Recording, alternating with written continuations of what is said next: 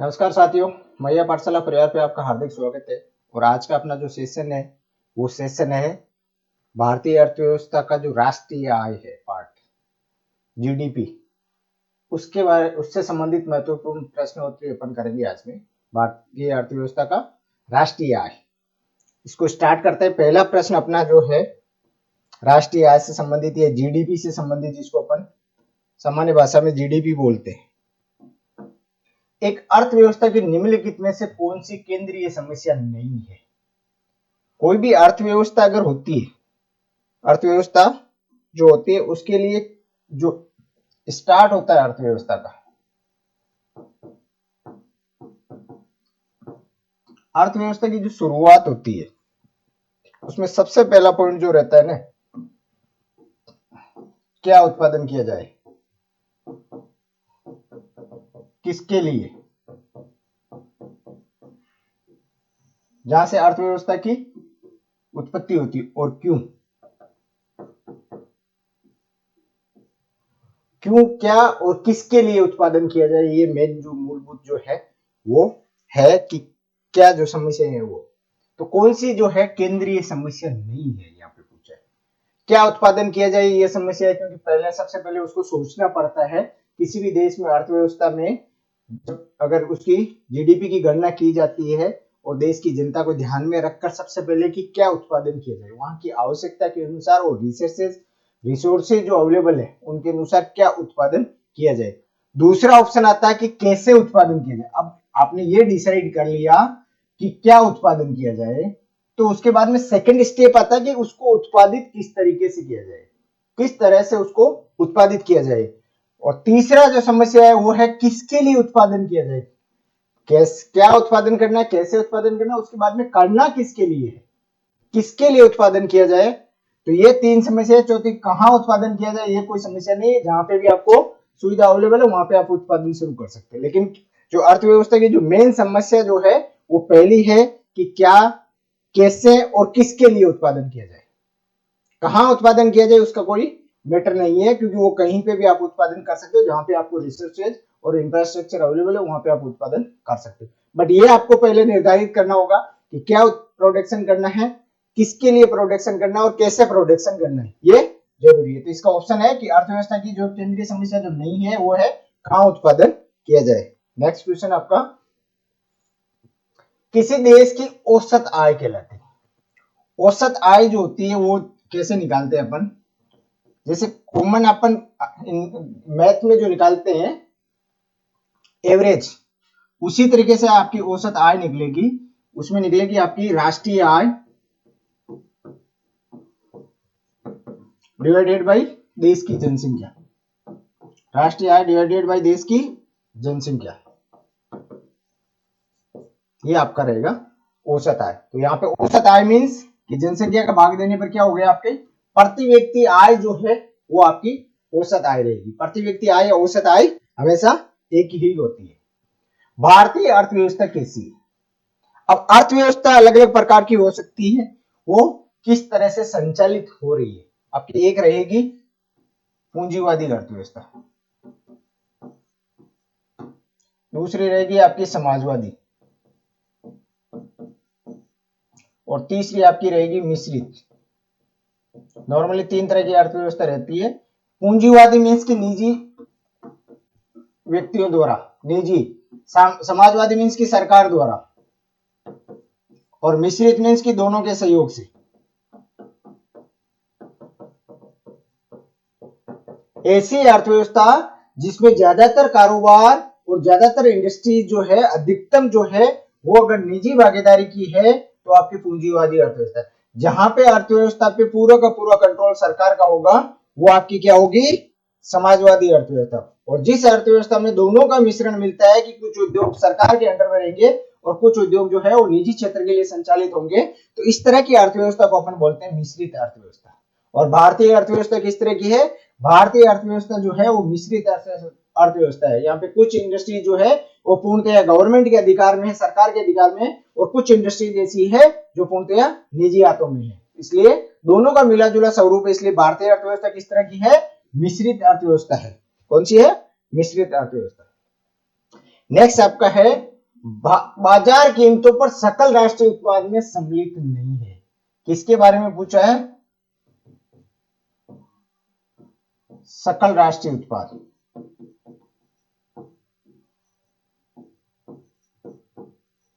सकल राष्ट्रीय उत्पाद किसके ऊपर पूछा है? मार्केट प्राइस पे, बाजार कीमत पे या मार्केट प्राइस पे कौन सा सम्मिलित नहीं है। तो बाजार कीमत पे सकल राष्ट्रीय उत्पाद में से अनुदान माइनस हो जाता है, प्रत्यक्ष कर जब उसमें होते हैं तो प्लस होते हैं, अनुदान इसमें शामिल नहीं होता है। जब भी फैक्टर कॉस्ट से आप GDP at factor cost, GDP at factor cost, दो तरह से जीडीपी का कैलकुलेशन आपका रहता है, GDP at market price, GDP at market price, और दूसरा आपका रहेगा GDP at factor cost. Factor cost means कि जो साधन आपने इस्तेमाल किया, उन साधनों को जो भुगतान किया है, किसी भी वस्तु को बनाने के लिए जो जो आपने साधन यूज किए, उन साधनों को जो भुगतान किया है, उन साधनों को जो किया गया भुगतान है, उसकी टोटल वैल्यू अगर अपन करते हैं, उसमें कौन कौन सा होता है? नॉर्मली उसमें लैंड होता है, ठीक है, उसके बाद में वेज होता है, लैंड के लिए रेंट हो गया आपका, वेज हो गया, प्लस उसके अलावा आपका इंटरेस्ट हो गया, प्लस प्रॉफिट हो गया एंटरप्रेन्योरशिप के लिए। ये चारों चीजों को जो आपने भुगतान किया, इन चारों का टोटल जो होगा जीडीपी एट फैक्टर कॉस्ट होगा। अब इसको जीडीपी एट मार्केट प्राइस में आपको कन्वर्ट करना है, परिवर्तित इन मार्केट प्राइस। तो मार्केट प्राइस में क्या होगा कि यहाँ पे गवर्नमेंट के द्वारा जो सब्सिडी दी जाती है वो एड होती है, लेकिन यहाँ पे टैक्सेशन एड होता है। तो यहाँ पे आप क्या करोगे? सब्सिडी को माइनस कर दोगे, प्लस इनडायरेक्ट टैक्सेस जो है, इनडायरेक्ट टैक्सेस जो है उनको आप प्लस कर दोगे, तो आपका जीडीपी एट मार्केट प्राइस आ जाएगा। क्योंकि जब मार्केट में बिकने के लिए आता है तो गवर्नमेंट के द्वारा लगाए जाने वाले सारे टैक्सेशन वगैरह एड होके अंतिम पॉइंट पे वो वस्तु पहुंचती है। तो बाजार कीमत पर जो है वो अनुदान या सब्सिडी को माइनस करके अप्रत्यक्ष करों को प्लस करने के बाद में जो वैल्यू आती है वो जीडीपी की वैल्यू एट मार्केट प्राइस आती है। नेक्स्ट क्वेश्चन आपका है साधन लागत पर शुद्ध राष्ट्रीय उत्पाद। किस पे पूछा है?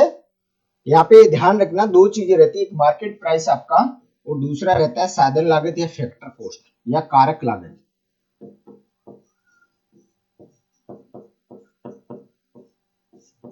ये रहेगा आपका बाजार कीमत, मार्केट प्राइस या बाजार कीमत।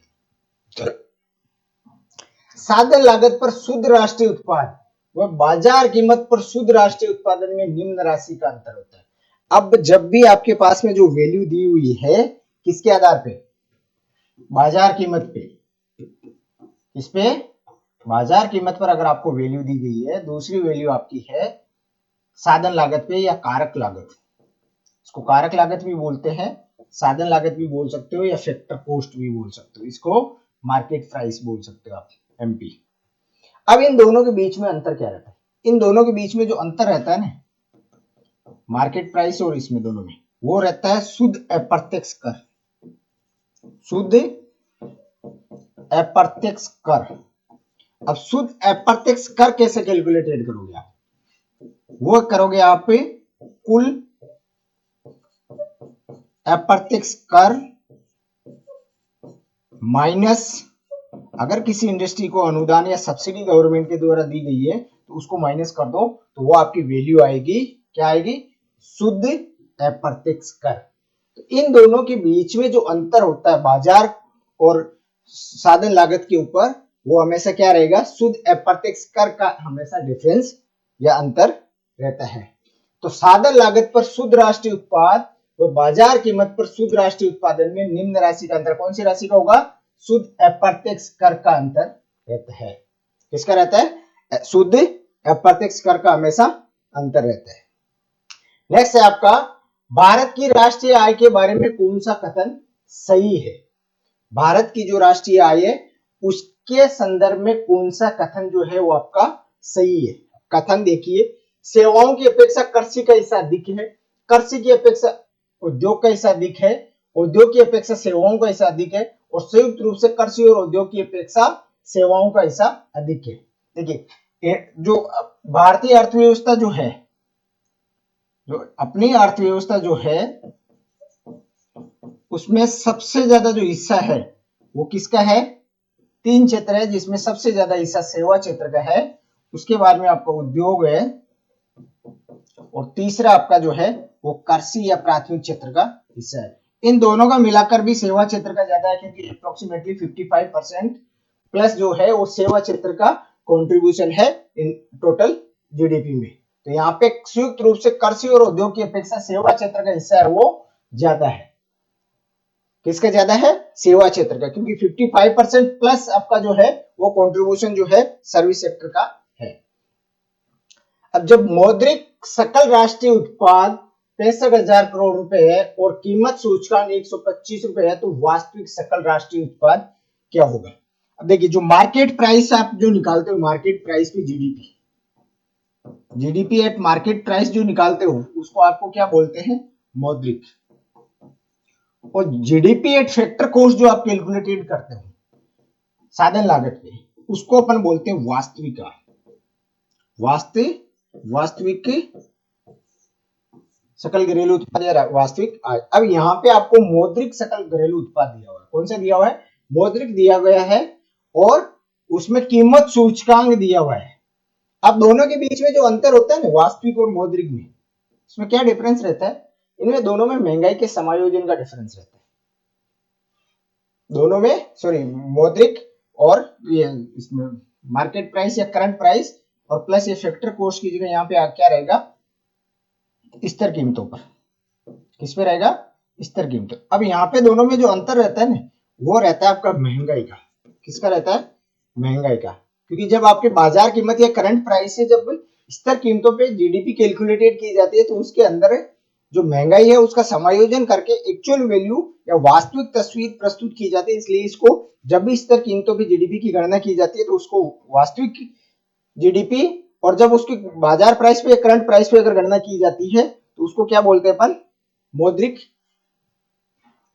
जीडीपी। तो यहाँ पे आपका 65,000 क्या दिया गया है? मौद्रिक वैल्यू दी गई है। कीमत सूचकांक कितना दिया गया है? इंटू 100 कर दीजिए, आपका आंसर आ जाएगा।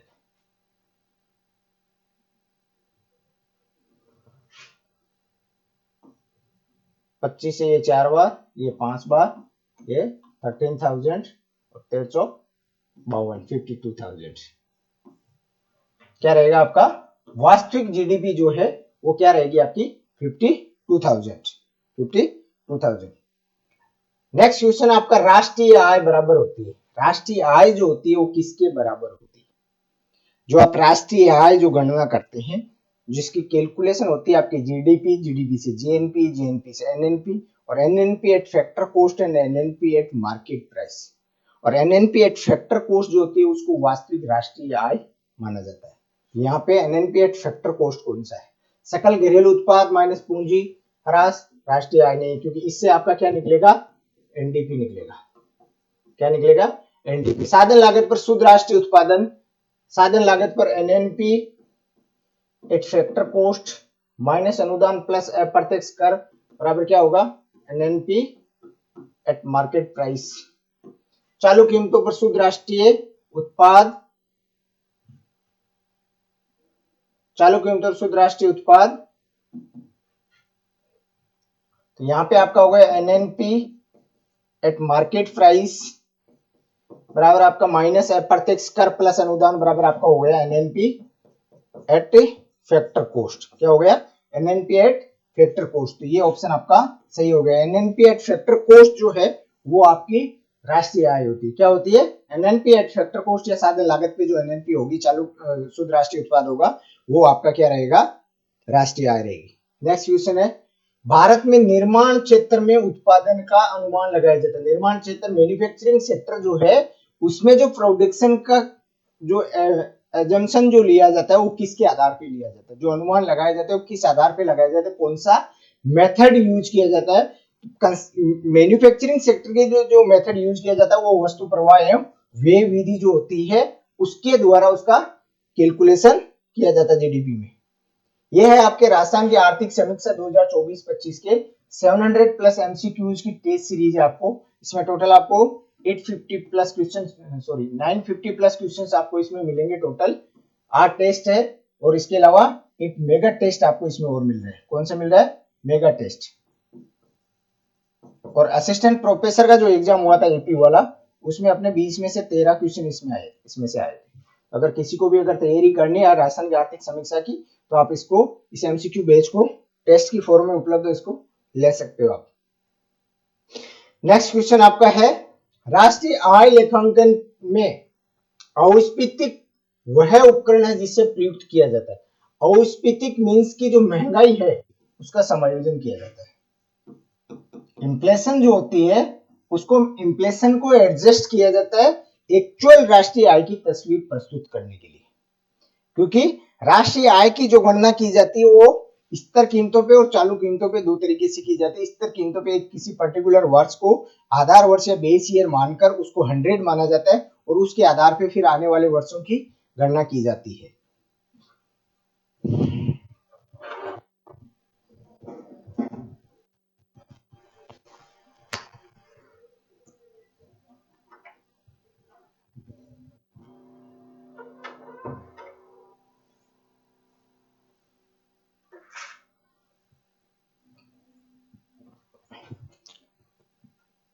तो अब इसमें राष्ट्रीय आय लेखांकन में औस्फीतिक उपकरण हुआ है जिसे प्रयुक्त किस लिए किया जाता है, कीमत स्तर में जो परिवर्तन जो होता है, जो इन्फ्लेशन बढ़ रही है उस इन्फ्लेशन में जो चेंज होगा, उसको जो कीमतों में जो चेंज होगा उसको समायोजन करने के लिए जो है वो आपके औस्फीतिक उपकरण जो होता है उसका यूज किया जाता है, जिसका मीन्स की आपको करंट प्राइस से और स्तर कीमतों पे दोनों पे इनका कैलकुलेशन किया जाता है और जो अंतर जो होता है वो होता है इन्फ्लेशन का एडजस्टमेंट या कीमत में जो परिवर्तन हुआ उसका समायोजन। नेक्स्ट आपका है 1949 में राष्ट्रीय आय समिति का अध्यक्ष कौन था। तो 1949 में राष्ट्रीय आय समिति जो गठित की गई थी उसका अध्यक्ष कौन था।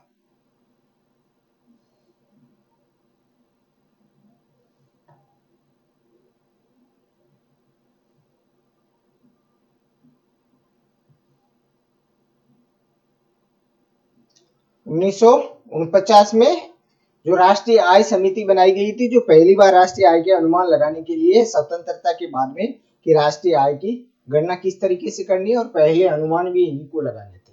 तो उस समिति का अध्यक्ष कौन था, वो था पीसी महालनोबिस जो था, वो राष्ट्रीय आय समिति जो प्रथम आय समिति थी उसका अध्यक्ष था।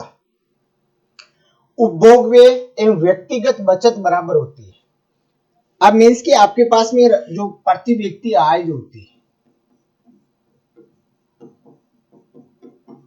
प्रति व्यक्ति आय आपको मिल गई, अब इसमें से कुछ आपके टैक्स जो है मैंडेटरी डिडक्शन जिसको बोलते हैं लीगली तौर पे वो आपको लगने ही लगने हैं, उनको माइनस करने के बाद जो आय बचेगी वो क्या होती है आपकी खर्च योग्य आय। क्या होगी, खर्च योग्य आय। मीन्स के एग्जाम्पल के तौर पे अपन देखें तो अगर कोई व्यक्ति साल के अगर मान लो 5 लाख रुपए कमा रहा है, अब 5 लाख रुपए ये इसकी क्या हो गई, आय हो गई, प्रति व्यक्ति आय हो गई इसकी। अब इसमें से इसको मान लो अगर इनकम टैक्स अगर अपन पकड़े 10% इनकम टैक्स हो गया तो 50,000 इनकम टैक्स है। 50,000 भरने के बाद में इसको कितने बचे, 4.5 लाख। ये क्या है कि इसकी कंपल्सरी डिडक्शन हो सकता है या मैंडेटरी जो लीगल लाइबिलिटी जो बोलते हैं वो लाइबिलिटी को कंप्लीट करने की फुलफिल करने के बाद में जो वैल्यू बचेगी ये आपकी हो गई खर्च योग्य आय। क्या हो गई, खर्च योग्य आय, कि इसको आप अपनी मर्जी अनुसार खर्च कर सकते हैं, क्योंकि ये आपको देने के बाद में जो बचेगा उसके बाद में जो वैल्यू है वो आपकी खर्च योग्य आय। अब खर्च योग्य आय में से कुछ आप खर्च करोगे और कुछ को क्या करोगे, सेविंग करोगे। तो उपभोग व्यय मींस कि आपने जो खर्च कर दिया, व्यक्तिगत बचत मींस कि जो आपने बचा लिया, इन दोनों का टोटल क्या होगा, व्यक्ति की खर्च करने योग्य आय। क्या रहेगा, खर्च करने योग्य आय। और खर्च करने योग्य आय में जो आपके टैक्स या जो आपकी लीगल लाइबिलिटी जो है, टैक्स जो है उनको प्लस कर दोगे तो क्या आ जाएगी आपकी व्यक्तिगत आय। कौन सी आ जाएगी, व्यक्तिगत आय। और व्यक्तिगत आय में से लीगल लाइबिलिटी जो है आपकी वो माइनस करने के बाद में कंपल्सरी डिडक्शन जिसको बोल सकते हैं या लीगल लाइबिलिटी जो आपकी बन रही कानूनी तौर पे आपको देना ही अनिवार्य है, उनको माइनस करने के बाद में जो वैल्यू बचेगी वो आपकी रहेगी खर्च योग्य आय। और खर्च योग्य आय में से जो कुछ आपने खर्च किया और जो कुछ बचा है वो दोनों का टोटल होता है। तो यहाँ पे खर्च, उपभोग व्यय और व्यक्तिगत बचत जो है वो किसके बराबर है, व्यक्तिगत खर्च करने योग्य जो आय है वो आपका उसके बराबर होगा। नेक्स्ट आपका है मुद्रास्फीति के लिए समायोजित राष्ट्रीय आय के मूल्य को क्या कहते हैं। देखिए अब जब आप करंट प्राइस पे अगर वैल्यू कैलकुलेटेड कर रहे हो और दूसरी आपकी बेस ईयर के ऊपर कैलकुलेटेड कर रहे हो। अब जो करंट प्राइस पे जब वो आप कैलकुलेटेड करते हो तो उसको मौद्रिक आय कहते हैं। क्या बोलते हैं? मौद्रिक राष्ट्रीय आय। और जब इसमें से महंगाई का जो एडजस्टमेंट जो है, महंगाई का अगर समायोजन कर लेते हो, उसके बाद में जो वैल्यू बचेगी बेस ईयर के आधार पे, उसको अपन बोलते हैं, क्या बोलते हैं? वास्तविक राष्ट्रीय आय। क्या बोलते हैं? वास्तविक राष्ट्रीय आय।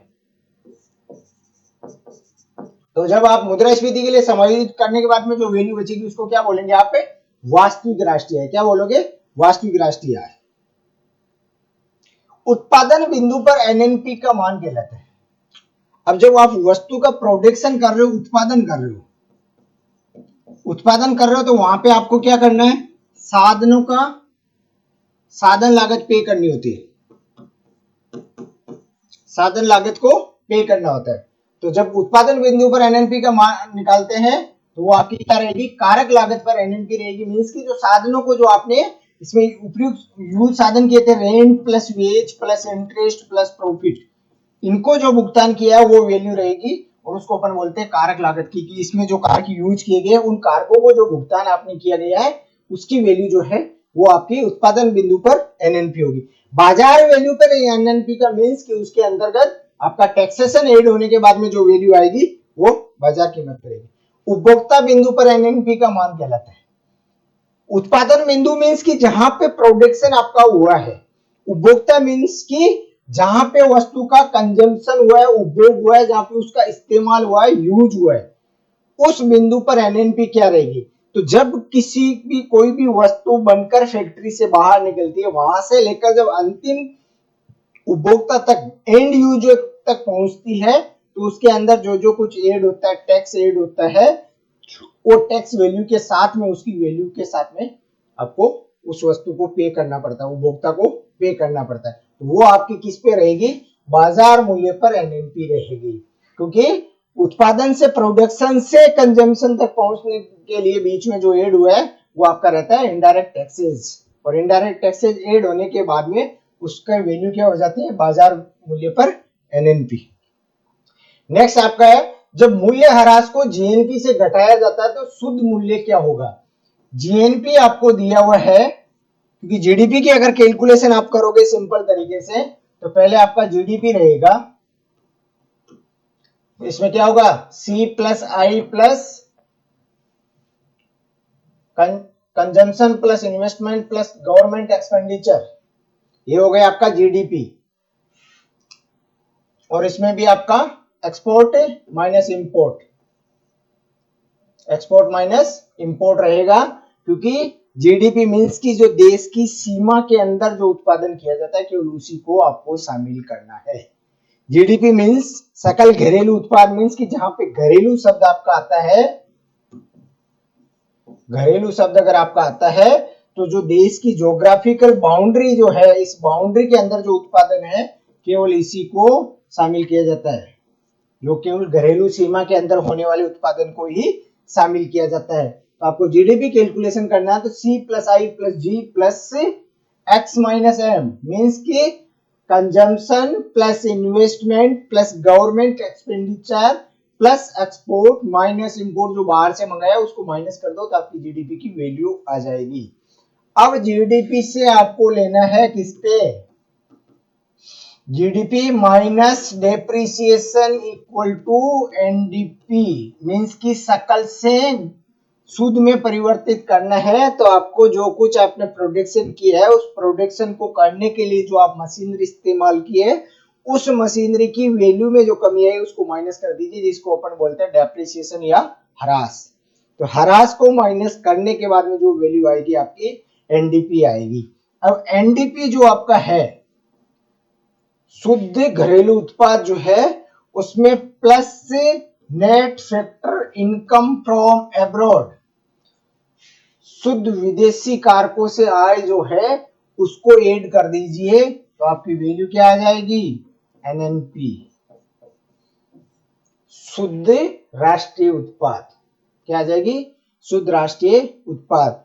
तो जब पहले वाले जी को अगर एन में परिवर्तित करना है तो डेप्रिसिएशन माइनस करना है, बीच वाले डी को एन में कन्वर्ट करना है तो एन को माइनस करना, net factor income from sorry plus करना net factor income from abroad, जो बाहर से आने वाली इनकम है और अपने यहां से बाहर जाने वाली इनकम है, दोनों का अंतर जो रहेगा उसको आपको प्लस करना है। तो वो आपकी हो जाएगी एनडीपी से एनएनपी में परिवर्तन। तो यहां पे आपको प्रश्न पूछा है कि जीएनपी, आपको ये जीएनपी दिया हुआ है और इसमें से आपको क्या माइनस करना है, डेप्रिसिएशन माइनस करना है। तो क्या वैल्यू आएगी आपकी, अगर जी में से डी निकालोगे तो एनएनपी आएगा। क्या आएगा, जी में से डी निकालोगे तो एन आएगा। तो ये आपका एनएनपी हो गया, मींस कि शुद्ध राष्ट्रीय उत्पाद। एनएनपी मींस शुद्ध राष्ट्रीय उत्पाद, net national product. Next question आपका है, निम्नलिखित कथनों पर विचार करें। जीएनपी की गणना करते समय किसी देश में विदेशियों द्वारा उत्पन्न आय को ध्यान में रखा जाता है। जीएनपी की गणना करते समय देश के बाहर देश के नागरिकों द्वारा उत्पन्न आय को ध्यान में रखा जाता है। किसके बारे में पूछे हैं, जीएनपी। अब यहाँ पे आपको क्या पूछे है कि जीएनपी की गणना करते समय किसी देश में विदेशियों द्वारा उत्पन्न आय को ध्यान में रखा जाता है कि नहीं रखा जाता। दूसरा ऑप्शन है कि जीएनपी की गणना करते समय देश के बाहर देश के नागरिकों द्वारा उत्पन्न आय को ध्यान में रखा जाता है कि नहीं रखा जाता है। लॉजिकल क्वेश्चन है थोड़ा सा।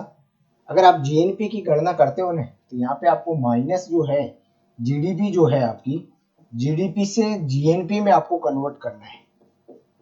अगर जीडीपी से जीएनपी में कन्वर्ट करना है ना तो यहाँ पे अपन प्लस करते हैं net factor income from abroad. Net factor income from abroad means कि विदेश से आय जो अपन ने विदेश में कमाया माइनस विदेशियों द्वारा देश में आय, जो विदेशियों ने यहां से बाहर भेजा और अपने ने बाहर से यहाँ पे लाया, दोनों का अंतर जो होता है net factor income from abroad होता है। तो यहाँ पे किसी देश में विदेशियों द्वारा उत्पन्न आय को भी और अपने द्वारा विदेश में उत्पन्न आय दोनों को ध्यान में रखा जाता है, क्योंकि दोनों का अंतर जो है ना वो जीएनपी में से घटाया जाता है, तो प्लस किया जाता है दोनों का अंतर। तो क्या किया जाएगा, दोनों को ध्यान में रखा जाता है। किसको रखा जाता है, दोनों को ध्यान में रखा जाता है। भारत की राष्ट्रीय आय की गणना में किसे नहीं जोड़ा जाता है। अब जब आप राष्ट्रीय आय की गणना कर रहे हो, कैलकुलेशन कर रहे हो, तो कौन सा ऐसा फैक्टर है, कौन सा ऐसा पॉइंट है जिसको इसमें शामिल नहीं किया जाता इनमें से। तो वस्तुओं और सेवाओं का मूल्य शामिल किया जाता है, बिल्कुल। पुराने फ्रिज को बेचा गया मूल्य नहीं शामिल किया जाता, क्योंकि पहले से ऑलरेडी आपने जो खरीदा था वो उसकी वैल्यू ऑलरेडी शामिल हो चुकी है। गृहिणियों द्वारा प्रदान की जाने वाली घर पे सेवाएं, उनको भी नहीं शामिल किया जाता, क्योंकि उनका कोई भी मौद्रिक मूल्य नहीं होता। क्योंकि जब भी राष्ट्रीय आय की आप गणना करते हो तो उस जो भी शामिल कर रहे हो उसका मौद्रिक मूल्य होना चाहिए, कोई न कोई कीमत उसकी अदा होनी चाहिए। क्योंकि जब तक आप कोई मौद्रिक मूल्य में कीमत अदा नहीं हुई है तो आप उसकी गणना के शामिल करने के लिए किस बेस पे लोगे वो आप निर्धारित नहीं कर सकते। इसलिए पुराने फ्रिज का बेचा गया मूल्य और गृहिणी की सेवाएं दोनों को ही राष्ट्रीय आय की गणना में शामिल नहीं किया जाता है। नेक्स्ट क्वेश्चन आपका है, यदि किसी देश की अर्थव्यवस्था में कृषि क्षेत्र का योगदान घट रहा है तो क्या निष्कर्ष निकलता है कि जैसे जैसे अपने यहाँ पे तीन क्षेत्र है, सेवा, उद्योग और कृषि। अब इसमें से जैसे जैसे कृषि का योगदान माइनस होता जाता है और इन दोनों में अगर प्लस होता जाता है तो उसका मतलब क्या है, क्योंकि कोई भी देश की अर्थव्यवस्था तब विकसित मानी जाएगी जहां पे औद्योगिक क्षेत्र जो है वो विकसित होगा, रोजगार के संसाधन ज्यादा से ज्यादा उपलब्ध होगा, अर्थव्यवस्था में बेरोजगारी की दर निम्न स्तर पे होगी, उस अवस्था को अपन विकसित राष्ट्र की श्रेणी में मानते। तो यहाँ पे इसने क्या पूछा है कि जब कृषि की वैल्यू कम होती जाती है या कृषि का योगदान कम होता जाता है तो उसका मतलब है कि कोई भी देश है वो विकसित अर्थव्यवस्था की ओर बढ़ रहा है, क्योंकि कृषि से उद्योगों की ओर डाइवर्ट हो रहा है, कृषि से उद्योगों की ओर डाइवर्ट हो रहा है। तो देश विकसित राष्ट्र बनने की दिशा में बढ़ रहा है कि जैसे जैसे कृषि की वैल्यू योगदान कम होता जाएगा, उद्योगों का और सेवाओं का योगदान बढ़ता जाएगा, वैसे वैसे देश है वो विकसित कैटेगरी की ओर बढ़ता जाएगा। भारत में प्रति व्यक्ति आय की गणना किस आधार वर्ष का उपयोग किया जाता है? जब प्रति व्यक्ति आय की गणना की जाती है तो एक तो आपकी बाजार कीमत पे की जाती है, किस पे? बाजार मूल्य पे, और एक आपकी किसके आधार पे की जाती है? स्तर कीमतों पर या आधार वर्ष पर। तो आधार वर्ष है वो कौन सा है कैलकुलेशन करने के लिए? तो आधार वर्ष जो निर्धारित किए गए हैं वो 2011-12 आधार वर्ष के आधार पर जो है वो गणना की जाती है इसकी। GNP eight market price, GNP eight market price को कैसे कैलकुलेट करोगे? अब आपको क्या करना है कि जो है जीएनपी एट मार्केट प्राइस का फॉर्मूला निकालना आपको। अब यहाँ पे एक एक को सोल्व कीजिए। GDP market price minus depreciation equal to NDP, NDP at market price. GDP plus मूल्यह्रास, कोई फॉर्मूला ही नहीं है। जीडीपी फैक्टर कॉस्ट प्लस मूल्यह्रास, ये भी कोई नहीं है। अब बचा आपका GDP at market price, GDP at market price plus net factor income from abroad, net factor income from abroad. GDP से जीएनपी में कन्वर्ट करने का फॉर्मूला यही आपका, तो ये आ गया आपका जीएनपी एट मार्केट प्राइस। देखिए इसमें तीन चीजें ध्यान में, दो चीजें ध्यान में रखिए, एक तो जी है और एक डी है। इसको एन में कन्वर्ट करना है तो डेप्रिसिएशन को माइनस कर दो। डी को एन में कन्वर्ट करना है मीन्स की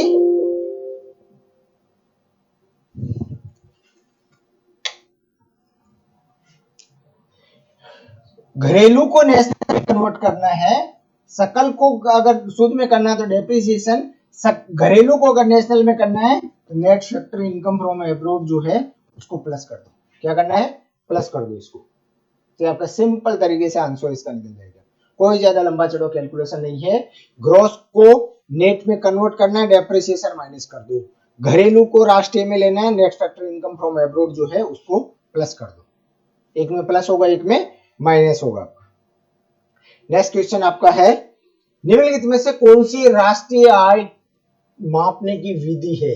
राष्ट्रीय आय को मापने की आय विधि भी है, उत्पादन विधि भी है, व्यय विधि भी, तीनों विधि है। आय विधि मींस की जिसमें जो साधनों को जो भुगतान किया जाता है उन साधनों के लिए पर्टिकुलर के लिए आप आय है तो उसका टोटल जो होगा वो आय विधि से होगा। व्यय विधि मींस की जो अपन ने पूरे साल में जो कुछ खर्च किया उसका जो टोटल होगा, क्योंकि अर्थव्यवस्था का जो कॉमन फैक्टर जो या फंडा है वो ये होता है कि जो कुछ इस साल में उत्पादित किया वो पूरा का पूरा कंजम्पशन हो चुका है, तो जो कुछ आपने खर्च किया उसका जो टोटल होगा वो आपकी राष्ट्रीय आय होगी। उत्पादन विधि मींस की जो उत्पाद किया गया है उसकी जो वैल्यू है उत्पादन की, जो उसने कुछ एक्सपेंसेस करके उत्पादन किया है उस टोटल उत्पादन की जो वैल्यू है उसका टोटल जो होगा वो आपका क्या होगा?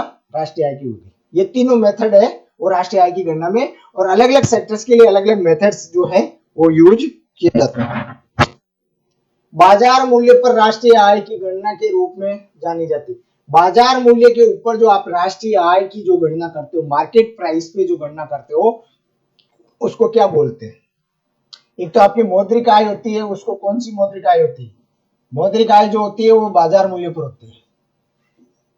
किस पे होती है? बाजार मूल्य पर जो आय होती है उसको मौद्रिक आय भी कहते हैं और उसी को धन आय भी बोलते हैं। और जो वास्तविक आय होती है वो आपकी किस पे होती है? स्तर कीमतों पे जो कैलकुलेटेड की जाती है, आधार वर्ष के आधार पे जो गणना की जाती है उसको वास्तविक आय कहते हैं। नेक्स्ट आपका है, यदि व्यक्तिगत आय 50,000 रुपए है, व्यक्तिगत आयकर 2,000 रुपए है, उपभोग 42,000 है, व्यक्तिगत ब्याज भुगतान 2,000 रुपए है और व्यक्तिगत बचत 4,000 है, तो खर्च योग्य आय क्या होगी? अब यहाँ पे आपको कैलकुलेटेड करना है खर्च योग्य आय। खर्च योग्य आय मींस कि वह आय जिसको आप स्टेचुरी या लीगल लाइबिलिटी जो आपकी है उसको माइनस करने के बाद में जो पैसा बचेगा, मींस कि जो कुछ आपने पूरे साल में कमाया है उसमें से वह भुगतान जो सरकार के द्वारा या कानूनन तौर पे आपको भुगतान करना अनिवार्य है, वो भुगतान करने के बाद में जो आय आपकी बचेगी उसको बोलते हैं आपके खर्च योग्य आय की। मींस कि इसमें से आप खर्च करना हो तो खर्च कर सकते हो, बचाना हो तो बचा सकते हो, वो आपकी संपत्ति, आप उसमें से जो चाहो वो कर सकते हो। अब यहाँ पे आपकी व्यक्तिगत आय कितनी आई? 50,000 रुपए। कितनी है? 50,000।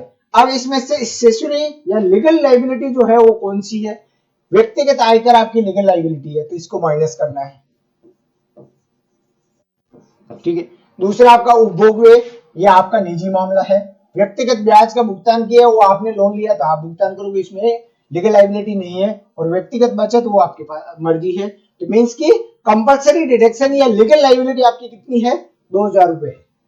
तो ये 2000 माइनस करने के बाद में जो बचेगा 48,000, वो आपकी हो गई खर्च हो गया है। कितनी होगी, 48,000 खर्च हो गया है। कि जो कंपलसरी डिडक्शन जो है, जो अनिवार्य भुगतान या कानूनन तौर पे जो भुगतान करना अनिवार्य है, जिसमें आपकी इनकम टैक्स आएगा या कोई लीगल आपकी फीस वगैरह कुछ अगर पेंडिंग है, उनका भुगतान करने के बाद में अगर कोई लायबिलिटी आप पे बनती है, तो उनका भुगतान करने के बाद में जो बचेगा उसमें से जो करना हो करे उसको खर्च योग्य आय कर। खर्च करना हो, ब्याज का भुगतान करना हो, बचाना हो, किसी को उधार देना हो, जो आपकी मर्जी वो कर सकते हो, क्योंकि वो आपकी खुद की संपत्ति है। लेकिन लीगल लायबिलिटी जो आपकी है उसको माइनस करने के बाद, क्योंकि वो आपको पहले पे करनी होगी। नेक्स्ट आपका है, भारतीय अर्थव्यवस्था में निम्न में से कौन सा क्षेत्र अधिकतम रोजगार प्रदान करता है। देखिए, जो अर्थव्यवस्था में कंट्रीब्यूशन जो है वो सबसे ज्यादा सेवा क्षेत्र का है, दूसरे नंबर पर औद्योगिक क्षेत्र और तीसरे नंबर पर कृषि क्षेत्र है। बट रोजगार के मामले में इसके विपरीत है, सबसे ज्यादा रोजगार कृषि क्षेत्र से मिलता है। पहले नंबर पे कौन सा है रोजगार में, कृषि क्षेत्र। सबसे ज्यादा रोजगार जो है वो अपने यहाँ पे कृषि है, उसके से रिलेटेड जो एक्टिविटीज है, agri and agri related activity जो है, उन्हीं से सबसे ज्यादा रोजगार या एम्प्लॉयमेंट मिलता है। नेक्स्ट आपका है, भारत की 12वीं योजना का प्रमुख उद्देश्य क्या था। जो पंचवर्षीय योजनाएं होती थी, जो लास्ट 12वीं पंचवर्षीय योजना थी, उसका उद्देश्य क्या था। अभी पंचवर्षीय योजनाओं को बंद करके उसकी जगह योजना आयोग की जगह नीति आयोग का बनाया गया है, जिसपे आपके अलग अलग एक ही लॉन्ग टर्म, शॉर्ट टर्म और मीडियम टर्म के हिसाब से अलग अलग विजन्स के तौर पे उसका आधार पे वो कैलकुलेशन किया जाता है और उसके हिसाब से वो आगे की प्लानिंग की जाती है। तो जो 12वीं थी उसका तीव्र धारणीय और अधिक समावेशी वर्दी जो है या विकास है, वो लक्ष्य रखा गया था कि बहुत तेज गति से सही तरीके से धारणीय मीन्स इस तरीके से डेवलपमेंट करना कि बिना किसी फ्यूचर जो आवश्यकता है उनको प्रभावित किए बिना वर्तमान की आवश्यकताओं को पूरा करते हुए विकास करना। इस तरह का जो था वो प्रमुख उद्देश्य था 12वीं योजना का। नेक्स्ट आपका है, आर्थिक प्रगति का सही मापक क्या है। जो आर्थिक प्रगति है, इकोनॉमिकल ग्रोथ जो है, इकोनॉमिक ग्रोथ जो है उसका सही मापक क्या है। वास्तविक प्रति व्यक्ति आय में सतत वृद्धि, चालू कीमतों पर सकल घरेलू उत्पाद में वृद्धि, स्तर कीमतों पर सकल घरेलू उत्पाद में वृद्धि और रोजगार अवसर में वृद्धि। तो आर्थिक प्रगति का सही माप जो है ना, वो आपका रहेगा वास्तविक प्रति व्यक्ति आय में सतत वृद्धि। वास्तविक प्रति व्यक्ति आय में सतत वृद्धि मीन्स कि जो राष्ट्रीय आय आपकी कैलकुलेटेड की गई है किसके आधार पर, स्तर कीमतों के आधार पर। जब महंगाई का समायोजन करने के बाद में जो राष्ट्रीय आय ज्ञात की जाती है वो आपकी वास्तविक आय होती है, जिसमें से आपका महंगाई का पोर्शन है उसको माइनस करने के बाद में। तो उसमें अगर कंटिन्यूअसली अगर ग्रोथ हो रही है, बढ़ोतरी हो रही है, तो वो आपकी सही मायने में आर्थिक प्रगति मानी जाएगी। नेक्स्ट आपका है, किसी देश की औसत आय कहलाती है। औसत आय जो होती है वो प्रति व्यक्ति आय और औसत आय एक ही होती है। एक अर्थव्यवस्था में, ये दोबारा रिपीट हो गया आपका, एक अर्थव्यवस्था निम्न में से कौन सी केंद्रीय समस्या नहीं है, कहां उत्पादन किया जाए ये समस्या नहीं है आपकी। भारतीय अर्थव्यवस्था, भारतीय अर्थव्यवस्था वो किस तरह की है, मिश्रित अर्थव्यवस्था है। कौन सी है, मिश्रित अर्थव्यवस्था है। मिश्रित अर्थव्यवस्था से क्या अभिप्राय है आपका, क्योंकि अर्थव्यवस्था तीन तरह की अर्थव्यवस्थाएं होती है, पूंजीवादी, समाजवादी और तीसरी आपकी हो गई मिश्रित।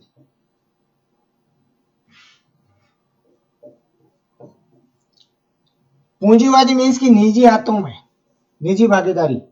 समाजवादी मीन्स की सरकार की भागीदारी और मिश्रित मीन्स की सरकार व निजी दोनों की भागीदारी।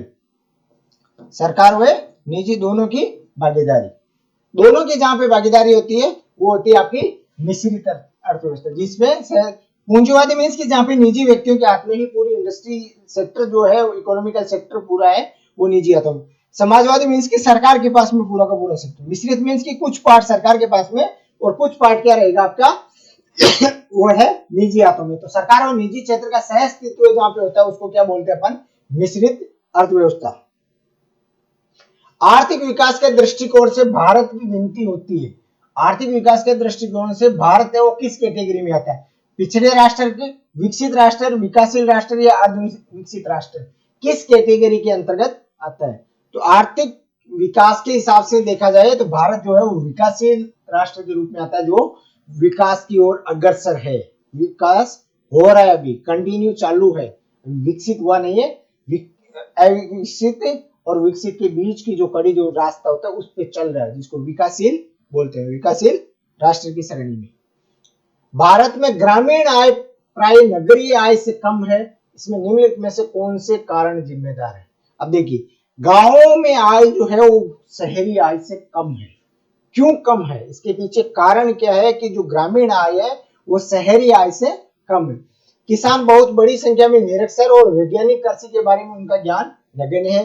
विनिर्मित उत्पादों की तुलना में प्राथमिक उत्पादों का मूल्य कम होता है। उद्योगों में निवेश की तुलना में कृषि में निवेश कम हुआ है। तीनों ही कारण है जिसके कारण रूरल सेक्टर है वहां पे इनकम कम है, क्योंकि रूरल में जो है वो इनकम का जो सोर्स जो है वो है एग्रीकल्चर सेक्टर और उससे रिलेटेड एक्टिविटीज। एग्रीकल्चर से रिलेटेड एक्टिविटीज जो है, एक्टिविटीज में उसमें आपके सबसे बड़ा कारण जो है वो है कि वहां पे एक तो सही मूल्य नहीं मिल पाता, प्राइस जो है वो सही नहीं मिल पाती है, और ना उनके पास में बड़ा इन्वेस्टमेंट है जिसकी वजह से वो प्रोडक्शन को लंबे टाइम तक रोक सके। तो इसके कारण वहां पे राष्ट्रीय आय वो कम होती है। नेक्स्ट आपका है, भारत में सकल घरेलू उत्पाद में नीचे दिए गए क्षेत्रों के योगदान का कौन सा एक सही ह्रासमान क्रम है? मींस कि घटते हुए क्रम में जो जीडीपी में कंट्रीब्यूशन है उसमें घटते हुए क्रम में सही क्रम कौन सा है? तो सबसे ज्यादा जो है वो किसका है? अपने सबसे ज्यादा योगदान जो है वो सेवा का, दूसरा आपका योगदान किसका है? उद्योग का, और तीसरा कंट्रीब्यूशन, सबसे कम कंट्रीब्यूशन किसका है? कृषि का। तो घटते हुए क्रम में सही क्रम क्या है? सेवा, उद्योग और कृषि। सेवा, उद्योग और कृषि।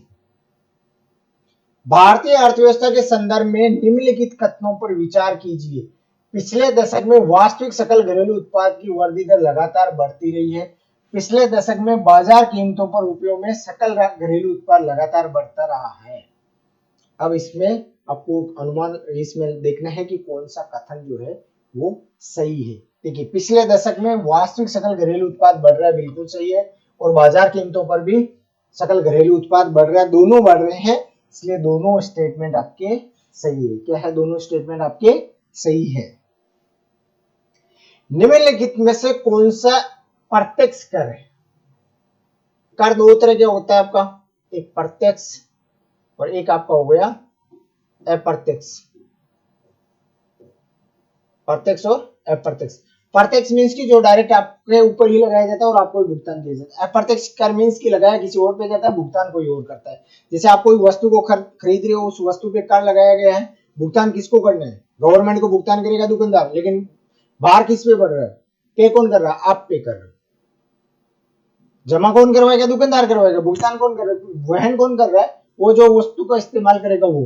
तो अप्रत्यक्ष कर जो डायरेक्ट नहीं लेकर घूमकर तीसरे व्यक्ति के थ्रू लगाया जाता है उसको अप्रत्यक्ष कर मान सकते हैं। तो यहाँ पे बिक्री कर है अप्रत्यक्ष कर, संपत्ति कर प्रत्यक्ष, व्यापार कर अप्रत्यक्ष कर, सीमा शुल्क अप्रत्यक्ष कर। तो कौन सा हो गया?